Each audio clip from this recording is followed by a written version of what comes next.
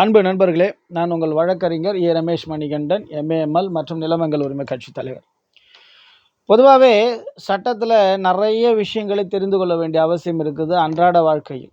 அதில் ஒரு நண்பர் பெருமாள் அவர்கள் ஒரு சுவாரஸ்யமான கேள்வி கேட்டிருக்காரு. சிஎஸ்ஆரை ரத்து செய்ய வழிமுறை உண்டா அப்படின்ட்டு ஒரு கேள்வி. நண்பர்களே, நிலமங்கள் உரிமை கட்சி யூடியூப் சேனலை சப்ஸ்கிரைப் பண்ணுங்கள். இந்த வீடியோக்கள் பிடித்திருந்தால் உங்களுடைய நண்பர்களுக்கும் ஃபார்வர்ட் பண்ணுங்கள். அவர்களும் சட்டங்களை தெரிந்து கொள்ளட்டும், சட்டங்களை புரிந்து கொள்ளட்டும். அதாவது நிறைய நண்பர்கள்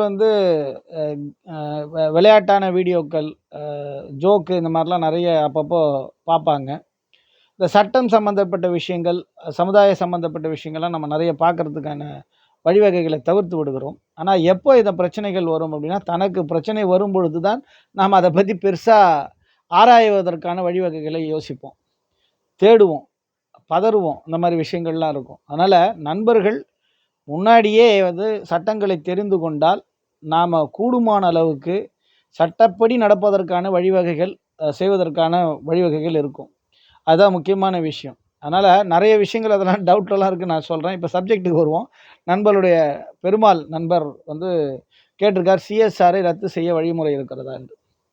அதாவது இப்போ இருக்கக்கூடிய குற்றவியல் நடைமுறை சட்டத்தில் சிஎஸ்ஆர் என்ற ஒரு வார்த்தை எந்த இடத்திலும் கிடையாது.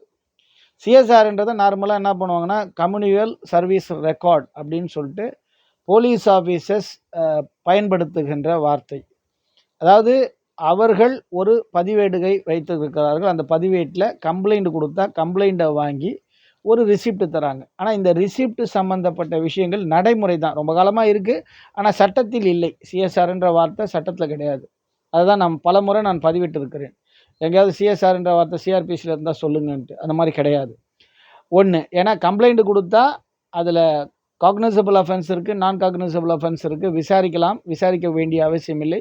அதாவது எஃப்ஐஆர் போட்டுட்டு விசாரிக்கணுமா, இல்லை பார்த்துட்டு அதை முதல்ல என்கொயரி பண்ணிவிட்டு எஃப்ஐஆர் போடணுமான்றது தான் விஷயமே. அதுதான் லலிதகுமாரி கேஸ். நீங்கள் படித்து பார்த்தீங்கன்னா சுப்ரீம் கோர்ட்டுடைய லலிதகுமாரி கேஸில் தெளிவாக கான்ஸ்டியூஷன் பெஞ்சில் சொல்லியிருப்பாங்க. லலிதகுமாரி வழக்கு படிச்சுங்க. நெட்டில் போய் பார்த்தீங்கன்னா நிறைய பேருக்கு நீங்கள் எடுத்து படிப்பதற்கான வாய்ப்புகள் உண்டு. சரி, சப்ஜெக்ட்டுக்கு வருவோம். சிஎஸ்ஆர். அப்போது சிஎஸ்ஆர்ன்ற வார்த்தை சட்டத்தில் இல்லவே இல்லை. இல்லாத போது அதை எப்படி நீங்கள் ரத்து பண்ண முடியும்? இவ்வளோதான் விஷயமே. ஸோ நண்பர் பெருமாள் அவர்கள் கேட்கின்ற விஷயம், சிஎஸ்ஆரை ரத்து பண்ண முடியுமா? சிஎஸ்ஆர்ன்ற வார்த்தை இல்லாத போது, சிஎஸ்ஆருக்கு சட்ட வலிமை இல்லாத போது நீங்கள் அதை ரத்து பண்ண வேண்டிய அவசியம் எங்குமே கிடையாது. எஃப்ஐஆர் போட்டால் தான் கதை. எஃப்ஐஆர் போடாத வரைக்கும் ரத்துன்ற வார்த்தைக்கு உங்களுக்கு வேலை கிடையாது. இதுதான் நண்பருக்கான பதில். வேறு எதனா டவுட் இருந்தால் கூட நண்பர் நிச்சயமாக மறக்காமல் எனக்கு ஃபோன் அடிக்கலாம், அல்லது இது மாதிரி பதிவு போட சொல்லுங்கள். நிச்சயமாக அவருக்கு விளக்கங்களை தருகிறேன். ஏன்னா சுவாரஸ்யமாக நிறைய விஷயம் தெரியாததை, சட்ட விஷயங்களை தெரிந்து கொள்வதற்காக தான் நம்ம சேனலு. நன்றி நண்பர்களே. மீண்டும் சட்டம் என்ன சொல்லுகிறதுல சந்திக்கலாம். நன்றி, வணக்கம்.